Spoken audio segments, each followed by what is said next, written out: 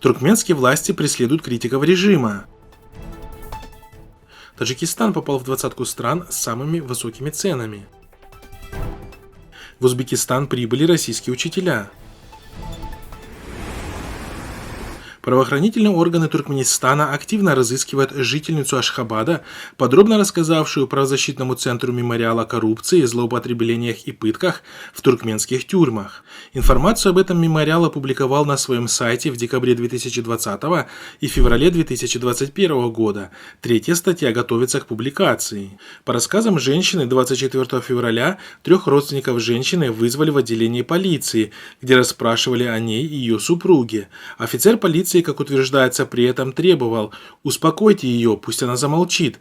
Если еще где-нибудь назовет имена и фамилии сотрудников МВД, сгниет в тюрьме. По словам представителя МВД Туркменистана, сфабрикованные материалы уголовного дела готовы для того, чтобы обвинить бывшую узницу в причастности к наркотрафику и другим преступлениям. Пусть не надеется, правозащитники ей не помогут.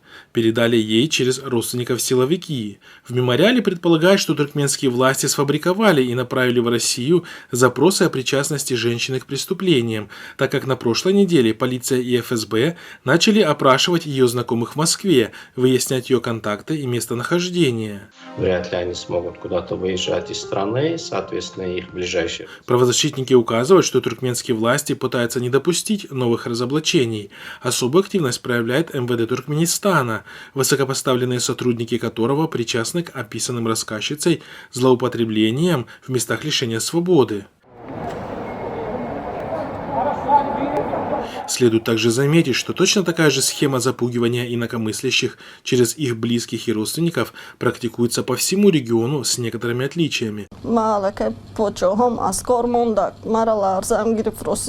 В Таджикистане, например, сотрудники правоохранительных органов также периодически навещают родных и близких таджикских активистов, находящихся за пределами страны и выступающих с критикой режима Рахмона. Как правило, таджикские силовики угрожают родственникам различными последствиями, либо вызывают их на допросы, где оказывают психологическое давление.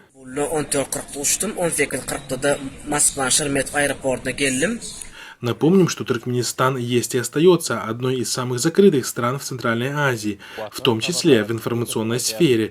Государственные СМИ и теле- и радиоканалы каждый день рассказывают о якобы достигнутых больших успехах режима и пропагандируют культ личности Бердымухамедова. Лишь некоторые независимые СМИ, имеющие собственные источники информации, сообщают об истинном положении в стране и публикуют статьи, критикующие правительство Туркменистана.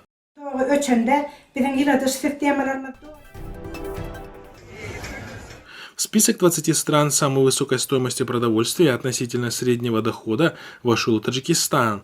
На простой обед или ужин здесь нужно потратить в среднем почти 13% ежедневного заработка. В докладе Всемирной продовольственной программы ВПП говорится о нескольких причинах. Одни из них – это экономический кризис и всемирная пандемия.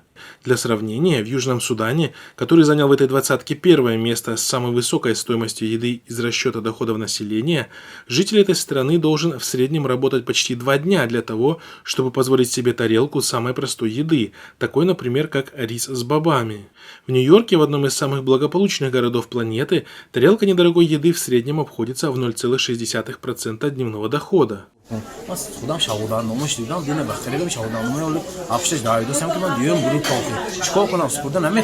Повышение цен на продукты питания в Таджикистане в последние несколько месяцев происходили несколько раз.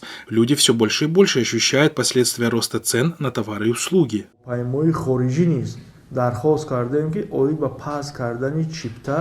Соответственно, опасаясь ухудшения ситуации и роста недовольства, власти страны начали искать выход из положения. Одним из главных шагов властей было обращение к российским властям с просьбой возобновления авиа- и железнодорожного сообщения между двумя странами для того, чтобы таджикистанцы могли бы отправиться в трудовую миграцию на заработки в Россию. Однако российская сторона пока не торопится с возобновлением авиасообщения с Таджикистаном, несмотря на нехватку рабочей силы в самой России.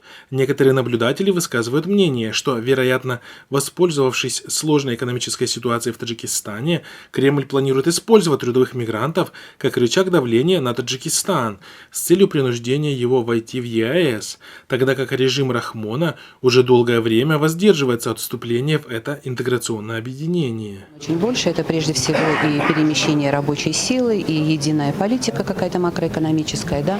Мы сейчас к этому в любом случае Таджикистан готовится, наблюдает за процессами в ЕАЭС. Продвигается культурно-гуманитарное сотрудничество. Мы выразили поддержку проекту, который инициирован Министерством просвещения России, Министерством народного образования Узбекистана.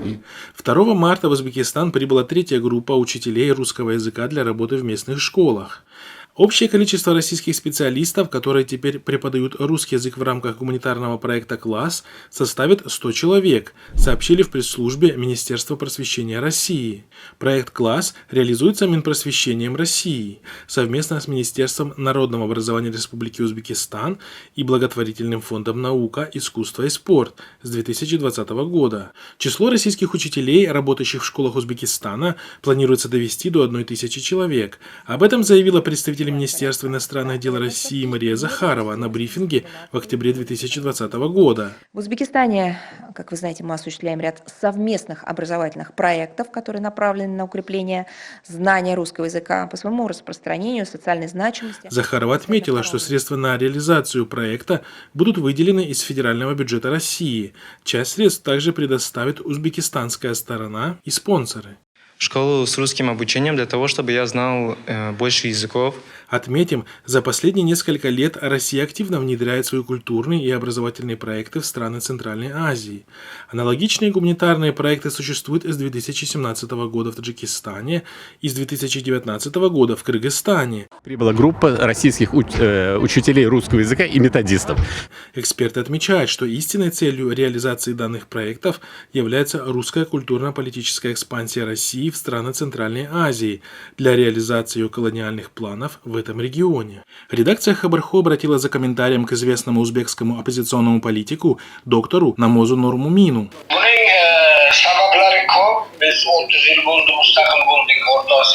Хотя страны Центральной Азии вот уже как 30 лет считаются независимыми, они все еще не смогли освободиться от влияния России, в отличие, например, от стран Прибалтики.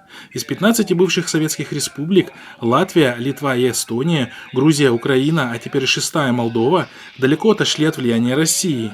Но остальные 9 республик все еще сильно зависимы от России. Беларусь, Армения, Азербайджан и страны Центральной Азии – это Узбекистан, Таджикистан, Кыргызстан, Туркменистан и Казахстан – все эти страны находятся в сфере геополитического влияния России.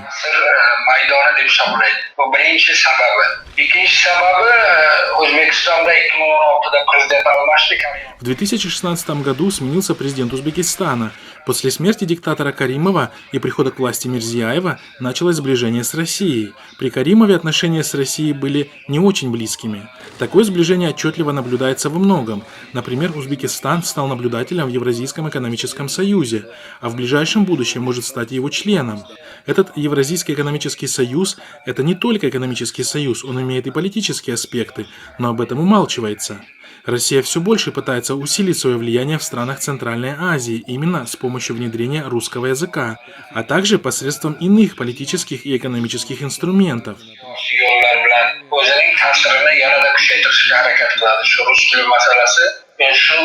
2020 года руководством республики решение об открытии в Ташкенте филиала Российского государственного педагогического университета имени Герцена.